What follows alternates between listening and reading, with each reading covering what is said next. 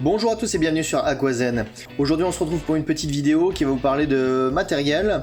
Alors j'ai fait une petite commande chez Sky & Swim dans cette petite période un peu compliquée au niveau livraison de matos et tout ça. La plupart des sites VPC continuent à assurer, donc merci à eux en tout cas de nous permettre de pouvoir continuer à exercer notre passion et puis à pouvoir continuer à nous occuper de nos animaux. Je ne vais pas détailler tout le contenu de ce carton, je vais pouvoir faire 2-3 vidéos sur les éléments qui sont contenus dedans. Par exemple vous voyez un tuyau à air, je ne vais pas faire une vidéo spécifique, bien que c'est relié à d'autres produits qui sont dans le carton. Là aujourd'hui je voulais vous parler membrane d'osmoseur et cartouche de préfiltration que j'ai eu sur le site. Là en l'occurrence j'ai trouvé les tarifs plutôt compétitifs. Mon osmoseur actuel a une membrane de 100 GPD. Donc pour se donner un ordre d'idée, 100 GPD, je mets 40 minutes pour tirer 10 litres d'eau osmosée et j'ai actuellement un rejet de 20 litres pour 10 litres d'eau osmosée.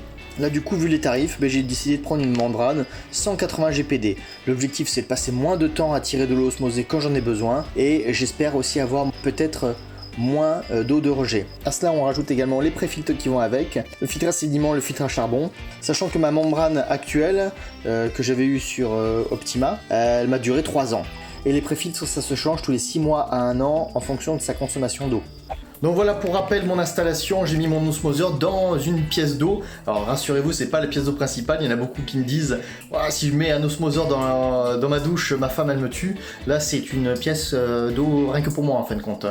C'est la pièce d'eau du mal, on va dire. Donc je l'ai posé ici, j'ai raccordé un espèce de petit bypass ici qui me permet, soit j'ouvre d'un côté pour la douche, soit j'ouvre de l'autre côté pour l'osmoseur.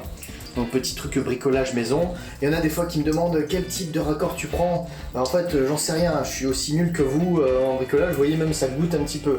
Donc c'est pas le truc parfait, ça me permet quand même de jongler assez facilement. C'est un osmoseur 4 étages que j'ai là, c'est-à-dire il y a 2 cartouches de préfiltration que je vais changer. La membrane je vous dis ça fait 3 ans que je l'ai. Et j'ai également une cartouche de déionisation, c'est pas obligatoire. C'est beaucoup les récifalistes, les aquariums d'eau de mer qui ajoutent une cartouche de déionisation pour en faire une eau plus pure que pure. Donc voilà, j'ai bien le tuyau blanc qui tire de l'eau osmosée et le tuyau noir, l'eau de rejet. On peut voir que le débit de l'eau de rejet est beaucoup plus fort que celui de l'eau normale. Alors pour tester mon eau osmosée, j'utilise un TDS mètre que j'ai déjà présenté sur la chaîne. De toute façon il y a tout sur ma chaîne, donc allez-y, lâchez-vous. Hop, ça sert à mesurer le nombre de ppm. Donc là je suis à 0,01 ppm, donc c'est plutôt correct. Certains changent les membranes quand l'eau de sortie est environ au-dessus, entre 7 et 10 on va dire.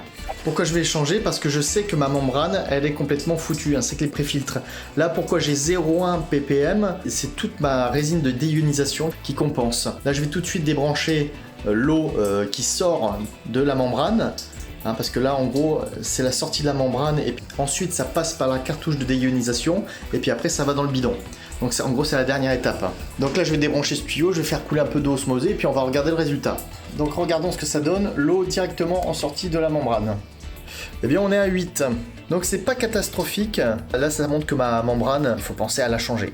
C'est quand même plutôt correct parce que ça fait quand même 3 ans que je l'ai. Vous pouvez regarder sur les vidéos, remonter le fil d'actualité des vidéos de la chaîne YouTube. Elle a quand même plutôt bien fait son job. Je vous conseille fortement quand même de mettre de la qualité de votre membrane. On voit souvent des osmoseurs qui sont pas très chers à 30 €, mais c'est souvent des membranes avec un faible débit de l'ordre de 50 GPD. Donc en gros, vous mettez 1h30 pour tirer 20 litres et en plus vous avez beaucoup d'eau de rejet. Ça peut aller jusqu'à 30, 40, 50 litres d'eau de rejet pour 10 litres tirés quoi. Donc je vous conseille vraiment peut-être de mettre 20 € de plus sur la membrane plutôt que de rogner et puis d'économiser parce que de toute façon vous allez être perdant sur la facture d'eau. Ça c'est clair. Bien souvent quand on change la membrane et qu'on doit changer les préfiltres, ça revient pratiquement au même prix de changer tout l'osmoseur complet. Donc à voir en fonction des opportunités, en fonction des promos que vous pouvez avoir ici et là. Il me reste un petit peu de résine de déionisation. La résine de déionisation ça s'achète aussi en vrac, moi je l'achète en pot de 1 kg, je n'ai pas un gros besoin non plus. Et puis de temps en temps, quand elle change de couleur, je sais pas si on le voit ici, elle se colore du bas vers le haut, deviennent de plus en plus foncées et ça permet d'avoir un petit point de repère quand la résine est complètement morte. Voilà, donc j'ai sorti la membrane de l'emballage. Ah si, aussi faites gaffe également, allez sur des revendeurs sérieux. SkySwim par exemple c'en est un. Pour avoir du matériel de qualité, avoir des membranes de qualité. J'ai fait un petit peu le tour également sur Amazon, où on a des trucs un petit peu qui sont pas chers du tout. Mais quand on regarde les avis de certains, eh bien les mecs avec des membranes neuves, ils ont des eaux de sortie qui sont supérieures aux mesures que je viens de faire. Donc pour une membrane neuve, c'est pas forcément top. Donc faites gaffe, parfois il vaut mieux mettre 10 € de plus dans sa membrane et avoir quelque chose de qualité.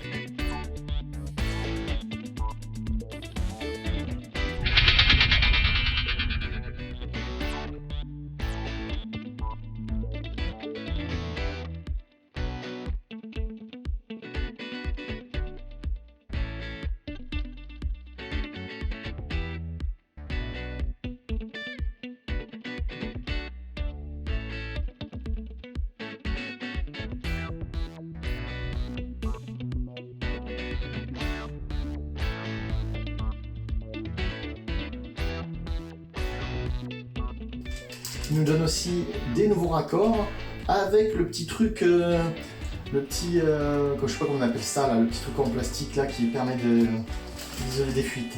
Nickel.